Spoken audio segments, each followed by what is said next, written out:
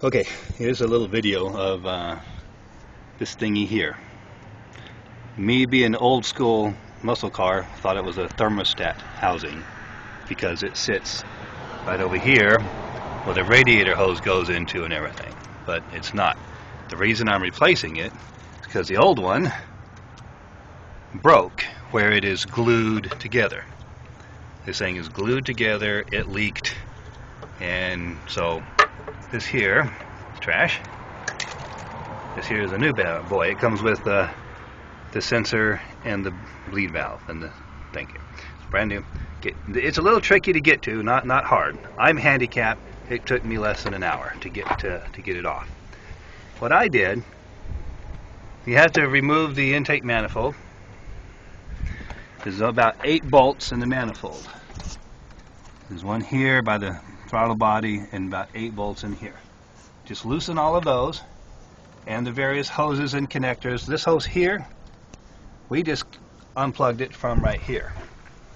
See, we just unplugged it from here.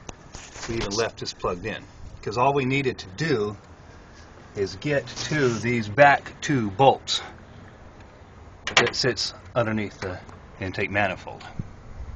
So you got to move the manifold. So we didn't take it all the way off. We just unplugged the various couple of plugs and just picked it up and moved the manifold back an inch or 2 instead of taking all of this off and having to put it all back. I think it made the job a lot quicker. Underneath the throttle body is a bracket that holds the throttle body and holds the manifold. The bolt has to come off there. And then the 8 bolts, and it lifts up and moves out. It's real easy. It's not as hard as it seems.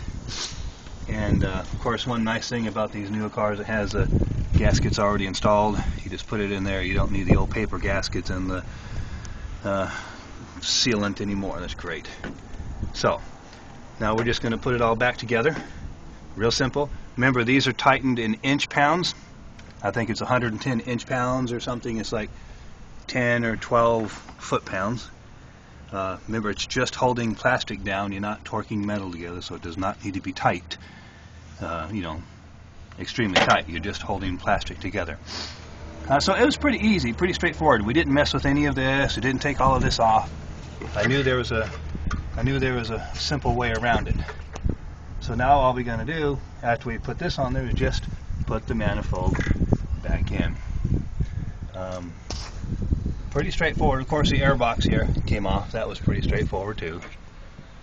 So anyway, so this thing here will leak on you. It will, like I showed you, it will come unglued and leak on you at about 90,000 miles or so. I got this at Napa for what, $60, $65. Then it's ready to go. Okay, I don't know if of course I didn't tell you every little step to make. I'm just letting you know it's easy because I could not find anything on how to do this. So it's pretty easy. And just various hoses and stuff just to get stuff out of your way. You don't need to take it all the way out of the car. Just move it. And that's all. Thanks. Bye-bye.